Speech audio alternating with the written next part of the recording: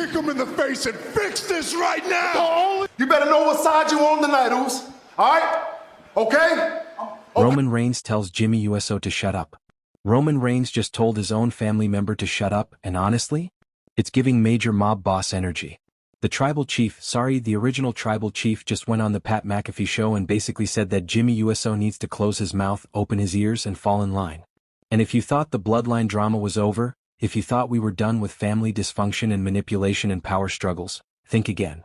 Because Roman Reigns is back to doing what he does best, pulling strings, playing mind games, and reminding everyone why he's the most captivating character in professional wrestling. Welcome back to the Wrestling Hidden Insight, and buckle up because we're about to break down why Roman telling Jimmy to shut up is so much bigger than it sounds. Let me set the stage for you because context is everything here.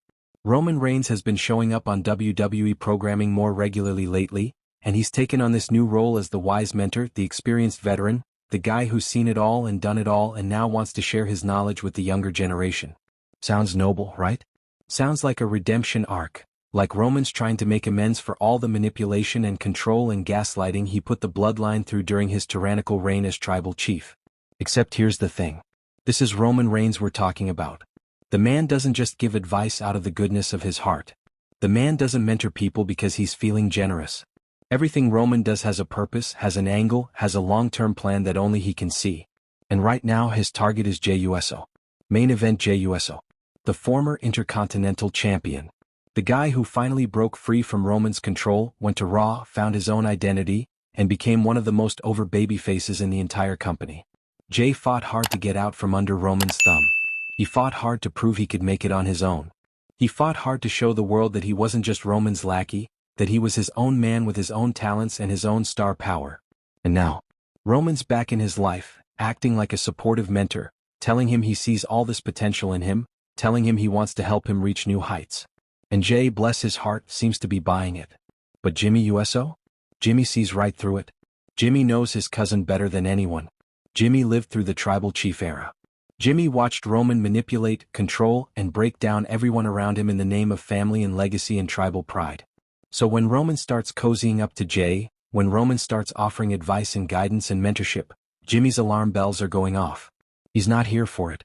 He doesn't trust it. And he's been vocal about his concerns, which is exactly what's causing the tension we're seeing play out on Raw.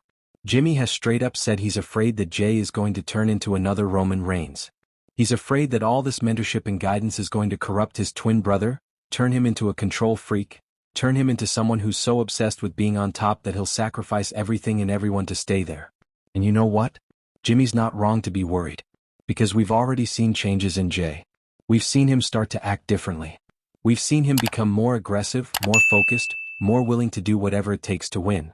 And most tellingly, we've seen him start to blame Jimmy for their problems instead of taking accountability himself. That's classic Roman Reigns behavior. That's manipulation 101. Shift the blame, make yourself the victim, position everyone else as the problem. So Jimmy speaks up. Jimmy voices his concerns. Jimmy tries to warn his brother that he's heading down a dangerous path. And how does Roman respond? By going on the Pat McAfee Show and basically saying, I wish Jimmy would just shut up and listen to me. Not I understand his concerns. Not I see why he's worried. Not let me prove to him that my intentions are good. No, just shut up and listen. Because Roman knows best. Roman has all the answers. Roman is the only one who's mapped this thing out, the only one who can navigate these waters, the only one who understands how to stay at the top of the mountain. Let's talk about the language Roman uses because it's fascinating. He talks about being the only one who can cross the ocean and come back. The only one who knows how to get to the new land. The only one who understands how to breathe at that altitude. This is not the language of a humble mentor. This is not the language of someone who wants to lift others up. This is the language of someone who sees himself as superior, as special, as the chosen one who possesses knowledge and abilities that mere mortals can never attain. This is Roman positioning himself as not just a guide but as a god. And gods don't take kindly to being questioned. And here's where it gets really interesting. Roman talks about Jey the same way he used to talk about Sami Zayn. Remember that? Remember when Roman brought Sami into the Bloodline and talked about seeing this beautiful opportunity within him? Remember how Roman mentored Sami, guided Sami, molded Sami into an honorary Uso? And remember how that ended? With Sami finally finding the courage to stand up to Roman and hit him with a chair at the Royal Rumble, choosing friendship and integrity over power and belonging. So the fact that Roman is now using the exact same playbook with Jay should terrify us all. Because we know how this story goes. We've seen this movie before. And it doesn't end well. But Roman acts like he's learned nothing from the Sami situation. Or maybe he has learned something. Maybe he's learned how to be more subtle, more patient, more manipulative. Because with Sami, Roman was overtly controlling. He demanded loyalty. He punished disobedience. He made it clear that you were either with him or against him. But with Jay, Roman's playing the long game. He's being supportive. He's being encouraging.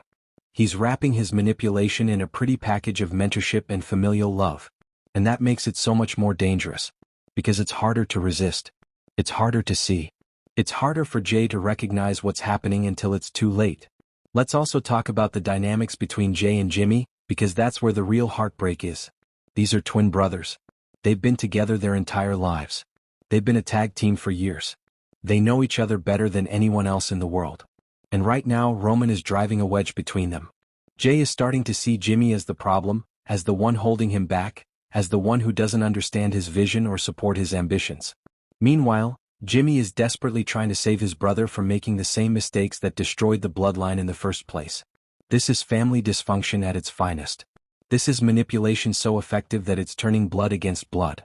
And Roman is orchestrating all of it from the shadows, acting like he's just trying to help while really he's pulling all the strings. Now, Roman would probably say that he's proven he knows what he's talking about. And honestly, he's not wrong about that part. Roman Reigns had one of the greatest championship runs in WWE history. He held the Universal Championship for over 1,300 days. He main event WrestleManias. He beat legends. He conquered everyone put in front of him.